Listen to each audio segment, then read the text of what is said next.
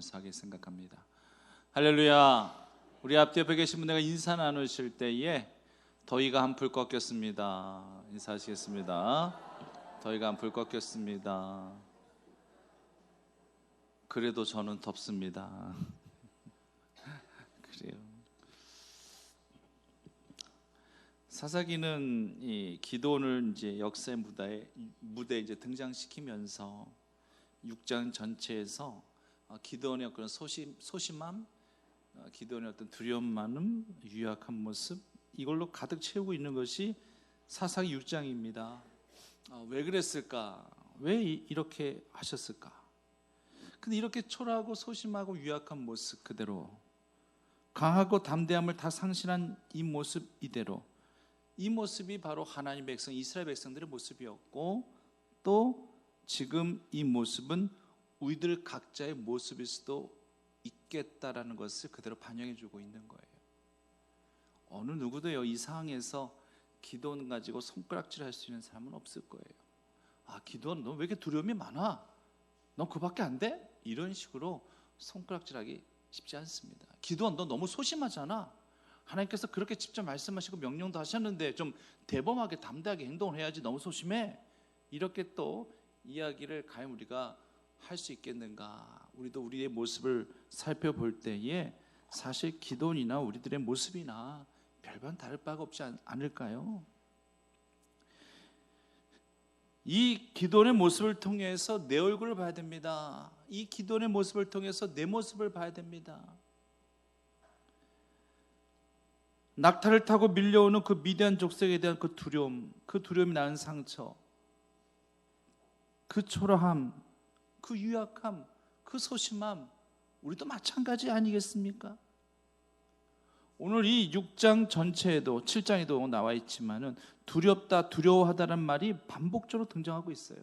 6장 10절에서 23절에서 27절에서 또한 7장 10절에서 뭐가 이렇게 두려움이 많은지, 두려움 많은 세상을 정말 우리들도 살아가고 있는 거 아니겠습니까? 그래서 이래서 두렵고 저래서 두렵고 참 세상 무섭다, 참 두렵다라는 그런 고백을 우리도 많이 해가면서 살아가고 있지 않습니까? 기도원은 한마디로 두려움 때문에 공간을 상실해버렸어요. 두려움 때문에 지금 시간조차 상실했던 인물이에요. 밀 타작할 때도 그 밀 타작 마당에서 밀을 타작하는 것이 아니라 포도주 틀 속에 들어가서 부직갱이로 그 밀을 털고 있는 그 유약한 나약한 그런 모습 보십시오. 평지평원을 다 빼앗기고 산지로 올라가 그 웅덩이 같은 곳에서 숨어서 살아가는 그런 이들의 모습을 보십시오. 공간을 상실하고 낮이라는 시간을 상실하고 모든 것들 밤에 이루고자 했었던 그런 이 기도원의 모습을 한번 살펴보십시오. 우리가요, 만약 우리에게 주어진 시간들을 다 이렇게 상실해버리고 또 공간마저도 다 상실해버린 채 도망자의 삶으로 쫓겨가는 삶으로 그렇게 삶을 살아간다는 할지라면 우리가 얼마만큼 행복할 수 있을까요? 이스라엘 백성들이 사실 이런 거예요. 가나안 땅으로 하나님께서 보내실 때는 가나안 땅에서 삶을 누리라고 보내신 겁니다. 근데요, 하나님을 잃어버리니까 공간도 잃어버립니다. 시간도 다 잃어버리게 됩니다. 그 하나님께서는 이 가나안 족속들을 다 물리치고 이 땅의 주인처럼 살라라고 하나님께서 이스라엘 백성들을 그렇게 가나안 땅에 보내신 것인데, 그 주인 자리, 공간의 주인 자리 다 빼앗기고 쫓기는 시간의 자리 모두 다 뺏기고 그렇게 살아가고 있는 거예요. 성도님도 우리들의 모습도 한번 살펴볼 수 있었으면 참 좋겠습니다. 나는 과연 지금 어떠한가? 같은 시간 안에 있고 같은 공간 안에 있다는 할지라도 과연 우리가 공간과 시간의 지배자가 되어서 정말 하나님을 기쁘시게 영광케 드리고 있는가를 한번 살펴보자는 얘기입니다. 같은 시간에 같은 공간에 있어도 나는 여기서 일할 사람이 아닌데 나는 지금 시간을 소비하고 있는 거야, 이런 생각 갖고 일하는 사람하고, 내가 여기서 일하게 된 것도 정말 하나님의 귀한 은혜임을 깨닫고 성실하게 그 시간을 일하는 그런 사람하고, 일의 가치요, 일의 능률과 효능, 이것은 절대 비교할 바가 못 된다라고 하는 것입니다. 하나님은 시간과 공간의 주인이 되어 주십니다. 하나님을 잃어버리고 그리고 난 이후에 어쩔 수 없이 시간과 공간을 다 상실하게 되는 것이고, 대신 하나님을 우리가 얻으면 우리가 살고 있는 이 공간과 시간을 우리가 누리면서 살아가게 된다는 사실을 기억하셔야 할 것입니다. 여기 한가에서 예배드리러 오신 분 안 계세요. 시간이 남아 도셔서 오늘 이 시간에 수예배 드리기 위해서 찾아오신 분 안 계세요. 다들 바쁘고 분주하십니다. 이 예배 자리에 찾아오지 못하신 분들도 또 그 각자가 나름대로 바쁘고 분주한 시간과 스케줄이 있었기 때문에 공간의 제약을 받는다든지 시간의 제약을 받는다든지 하셨기 때문에 이 제단에 나오지 못하신 분들도 분명히 많이 계실 것입니다. 이 염들 가운데 속에서도 불과 한두 시간 전만 해도 시간의 제약을 받아서 공간의 제약을 받아가지고 그 시간 안에 교회를 가기 힘들겠다, 내가 지금 있는 곳이 너무 이 청주와 이 교회와 너무 멀리 떨어져 있어서 내가 교회 가기 힘들겠다라고 생각하셨던 분들도 계셨을 거예요. 그런데 이상하게 하나님께서 또 교통편을 아주 그냥 뻥뻥 뚫리게 하셨다든지, 아니면은 먼저 잡혀있던 선약이 펑크가 나게 하셔가지고 그래서 또 이 예배 시간에 올 수 있게끔 하나님께서 맞춰주셨다든지, 그런 식으로 하나님께서 역사하셔서 그 모든 시간적인 제약과 공간적인 제약을 다 극복하고 이곳에 오신 분들도 분명히 계실 줄 믿습니다. 하나님의 역사는 바로 그런 거예요. 그러므로 우리가 결코 늘 하나님을 절대 잃어버린 바 되지 말아야 될 것이며, 하나님을 위한 시간들, 하나님을 위한 공간 언제나 많이 확보하시고 하나님 앞에 인정받고 살아가시는 주의 성도들 되시기를 간절히 바랍니다. 사람들은요, 평수를 늘려가면서 살아가요. 사람들은요, 개수를 늘려가면서 살아갑니다. 평생 동안 아파트 평수 늘려가면서 살아가는 사람들, 화장실 개수 늘려가면서 살아가는 사람들, 이것이 목적 아닌 목적을 갖고 살아가는 사람들이 거의 대부분이라고 하는 거예요. 화장실도 하나, 둘, 셋 이렇게 개수가 늘어나면 평수는 당연히 커지는 거 아니겠습니까? 하지만 하나님 없이 살다가 나중에 죽고 난 이후에는요, 아예 천국에는 그 사람 위한 방 자체가 다 빼져 있습니다. 방이 없어요. 거할 공간이 없어요. 거할 공간이 없다는 것은 그 천국에서 영원한 삶을 누릴 시간조차도 확보가 안 된다고 하는 거죠. 그때는요, 막 한 평이라도 좋습니다. 아니, 반평이라도 좋습니다. 천국에서 지낼 이 한 평의 공간과 시간만 허락해달라고 아무리 울부짖어도, 무슨 가요 제목 같은데 때는 늦으리, 이런 가요 제목이 있나 모르겠습니다만 이미 그때는 이미 늦어버린 거예요. 그래서 우리는요, 이 세상 가운데 속에서 늘 시간에 매이고 공간에 매이고 그렇게 살아가는 것 같이 보인다 할지라도, 어쩌면 지금 이렇게 매여지는 시간과 공간 가운데 속에서도 그 시간과 공간을 하나님 앞에 드리기 위해서 최선을 다하는 우리들의 모습을 통해서 저 하늘 천국의 공간과 시간이 확보되어지는 줄 믿으시기를 간절히 바랍니다. 거기엔 덤으로 하나님께서 상급까지 주시는 거예요. 지금 이렇게 시간에 매이고 공간에 매이고 이러면서도 하나님 앞에 감사드리며 하나님 앞에 예배 올려드리며 이렇게 고르반과 같이 드림이 되는 그 삶이야말로 진정 축복된 삶이 되어지는 줄 늘 고백하시며 살아가십시오. 다시 기도원으로 돌아오겠습니다. 기도원 사건을 계속 읽어나가다 보면은요, 기도원의 주 활동 무대가 시간적으로요, 낮이었을까요? 밤이었을까요? 낮이었을까요? 밤이었을까요? 밤입니다. 왜 밤을 좋아했겠어요?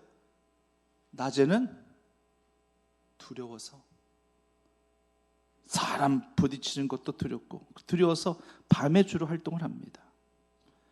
오늘 본문에도 나옵니다마는 이 바알과 아세라 목상을 찍어서 깨뜨려버리는 이 사건, 이것도요, 낮에 행합니까? 밤에 합니까? 밤에 하고 있습니다. 밤에. 하나님을 믿지 못해가지고, 이제 다음 주에 또 다음에 배우겠습니다만, 이슬 표적을 구하게 되어질 때도 이슬은 주로 밤이나 새벽에 내리지 않습니까? 결국 낮에는 이 표징을 구하지 못해요. 밤에 나타나는, 새벽에 나타나는 표징을 구하고 있는 그러한 이 기도의 모습을 보게 됩니다. 심지어 전쟁도요, 기도원의 300용사, 이 300명의 용사 가지고 전쟁하지 않습니까? 이 전쟁도 낮에 했었을까요? 밤에 했을까요? 밤에 합니다. 이것도요. 밤에 하는 거예요. 뭐든지 밤이에요. 낮 시간은 미디안에게 송두리째 빼앗긴 그런 하나님의 백성들과 같이 힘없는 나약한 모습, 그냥 그대로였습니다. 낮이라고 하는 것은 정말로 기도원을 비롯한 이스라엘 백성들에게는 온갖 두려움의 시간으로만 그렇게 보여지는 것 투성이었습니다.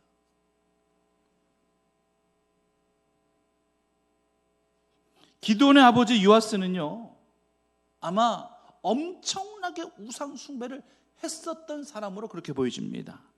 아버지가 바알의 제단을 쌓고 아세라 우상까지 집에 두었다. 물론 우상을 찍어 만드는 사람이었을 가능성이 제일 클 겁니다.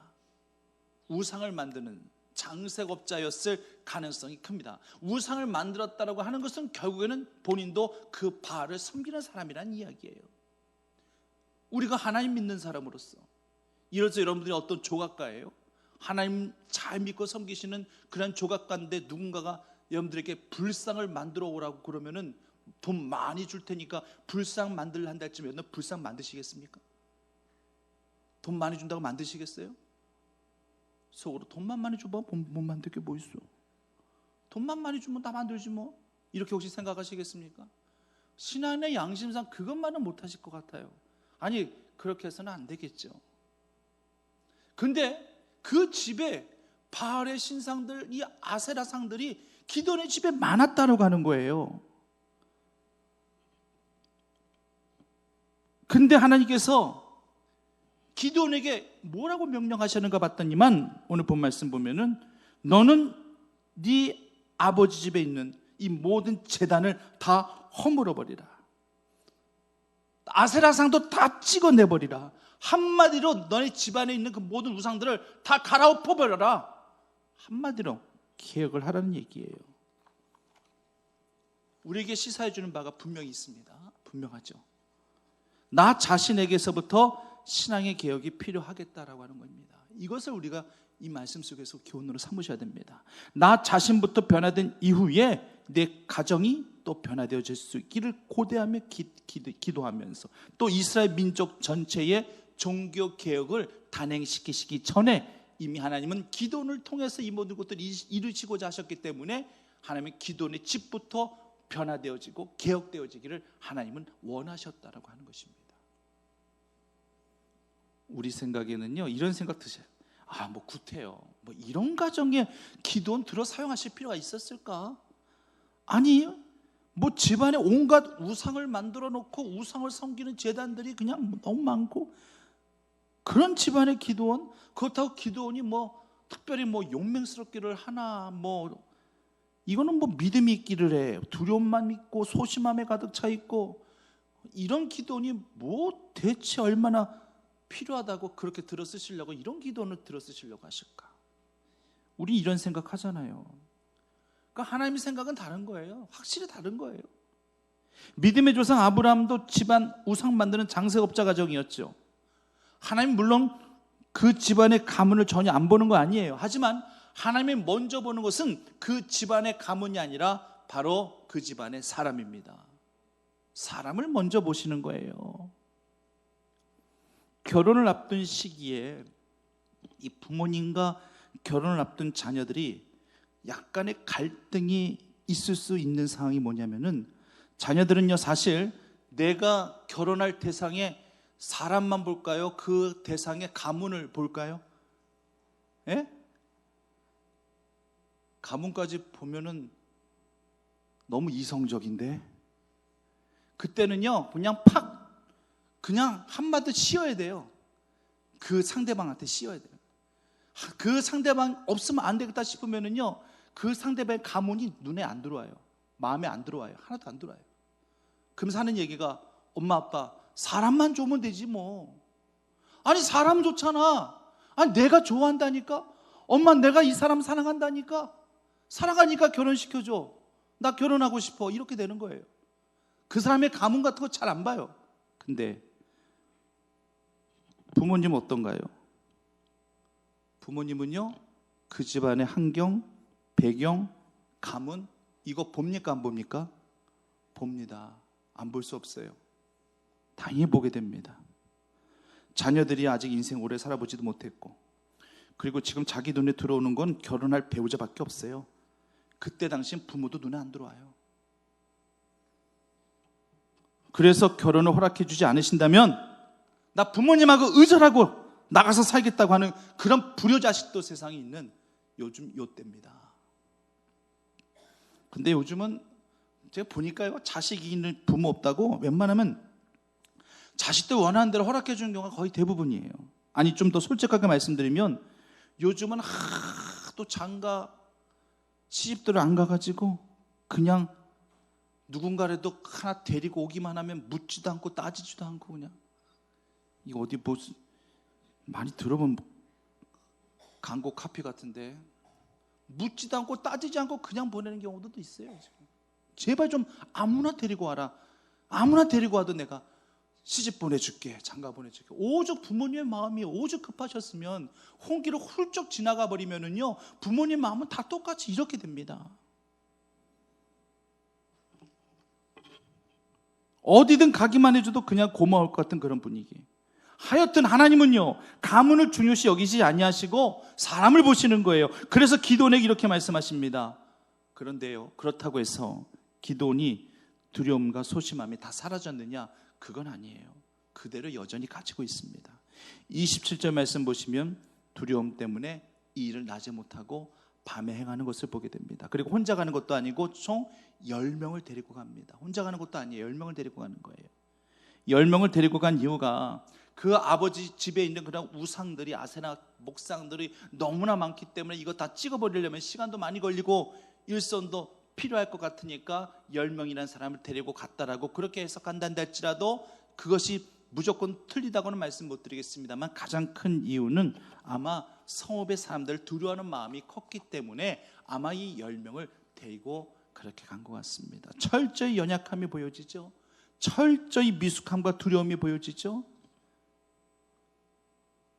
그래도 중요한 것은 그래도 하나님의 말씀대로 순종했다는 거예요. 이게 중요한 사실이에요. 하나님은 이것을 귀하게 보신 겁니다. 그 다음날 아침이 되니까 발칵 뒤집어졌어요. 그냥 28절 이하 보니까 바알의 단이 다 해파되어져 있고 아세라 상이 다 찍혀져 있고 난리가 났습니다. 누가 이런 반종교적인 행동을 했는가? 파헤치고 수소문해서 알아봤더니만 기드온이 한 행위로 드러납니다. 이때 당시 CCTV는 분명히 없었을 것입니다. 하지만 밤중에 누군가가 본 사람이 있었을 거예요. 소리가 크게 났을 거니까 아마도 소리 나는 곳으로 가서 아마 누가 이런 일을 하고 있었는지를 아마 봤을 겁니다. 그래서 30절 말씀 보니까 그 기드온의 아버지 요아스를 향해 가지고 네 아들 끌어내. 네 아들이 지금 이 바알의 제단들을 다 해파하고 아세라상 다 찍어버렸어 지금. 그러므로 네 아들이란다 할지라도 죽여야 되니까 끌어내. 다들 이렇게 기드온을 잡아 죽이겠다고 달려드는 거예요 지금. 원래 이스라엘 백성들에게 주어진 율법에는요, 우상을 숭배하는 우상 숭배자들을 돌로 죽이게 돼 있거든요. 근데 이제 거꾸로 우상을 멸한 자가 우상 숭배자들에게 돌로 쳐 죽임을 당할 뻔한 위기에 놓여지게 된 것입니다. 이때에 기드온의 아버지 요아스가 31절 말씀에서 이렇게 이야기합니다. 31절의 말씀을 제가 풀어서 설명해 드리면 바로 이런 거예요. 만일 바알이 진짜 신이라면, 살아있는 신이라면 기드온이, 내 아들 기드온이 이 바알의 신전을 다 때려 부셔버렸으니까, 아니 그렇다면 바알이 직접 심판하든지 징계할 일이지 왜 너희들이 설치는데? 한마디로 이런 뜻이에요. 바알이 진짜 신이라고 너희들 믿잖아. 그치? 믿지? 그럼 직접 행할 거니까 왜 너희들이 죽이라 말라 막 하는 거야? 하면서 따져 묻는 거예요. 그래서 그 이후에 기드온에게 별명 하나가 생겼는데 그 별명이 여룻바알이었다. 즉 바알과 싸워 이겼다라는 이 별명이 기드온에게 붙여지게 되었습니다. 이때 이후로. 물론 아버지 때문에 붙여진 별명이에요.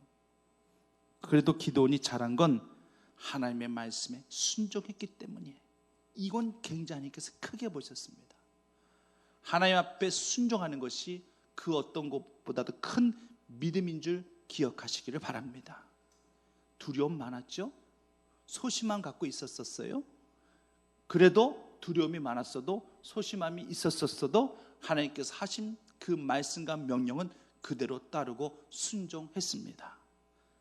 그 모든 것들을 행하면서도 아버지를 두려워할 수도 있었을 것이고 성읍의 사람들을 두려워할 수도 있었을 것입니다. 그럼에도 불구하고 그 일을 순종했다는 것이 중요한 거예요. 이래서 안 돼요, 저래서 안 돼요. 충분히 가능한 이야기예요. 하나님, 제가 두려움 많은데요, 만약 이거 하다가 성읍 사람들에게 들키면 어떡하라고요? 이거 만약 그렇게 하다가 아버지한테 또 들키면은요 쫓겨나요. 어떻게 제가 이걸 해요? 못해요. 안 돼요. 충분히 이러고도 남아요. 근데 기도는 이렇게 안 합니다. 이렇게 하기 전에 아버지에게조차 상의를 했었을 것이냐? 아니요. 27절 말씀 보면은 이 기도니 아버지의 가문도 두려워했다라는 것을 언급하고 있지요. 그렇단다 할지라면은 아버지에게조차 이 말을 하지 않고 이 일을 한 겁니다. 그는 그렇단다 했지만 아버지 입장에서는 이건요 배신이에요. 이건 분명한 배신입니다. 아버지, 바로 우상이에요. 왜 이 아세라 목상 같은 걸 왜 집에 갖고 계세요? 이거 다 깨트려 버려야 됩니다. 찍어버려야 돼요. 아버지, 우리는 우상 숭배하면 안 되잖아요. 아마 사전에 아버지에게 이렇게 알렸다면은 아버지의 반응이 어땠을까요? 그래, 알았어, 몰랐어, 그래, 우리 같이 부수자. 아버지가 이랬겠습니까? 이놈이 미쳤나 하고 몇 대 때렸을 거예요. 그때 당시 분명히 기도원의 아버지는 그렇게 했을 것입니다. 아까 아브라함과 기도는 잠깐 비교했었죠. 아브라함도 아버지가 우상을 만드는 장색업자였고 기도원도 아버지가 우상을 만드는 장색업자였을 가능성이 매우 큽니다. 그리고 또 공통점이 있어요. 아브라함도 하나님의 모리아산의 아들 이삭 바치라고 갔었을 때 아내 사라에게 말을 했을까요? 말을 안 했을까요? 말을 안 하고 갔습니다.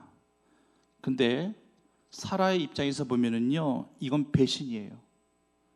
이거 한마디로 지금을 말하면은요, 이혼감입니다. 이혼감. 이거 못 살 것 같은데요, 제가 봤을 때.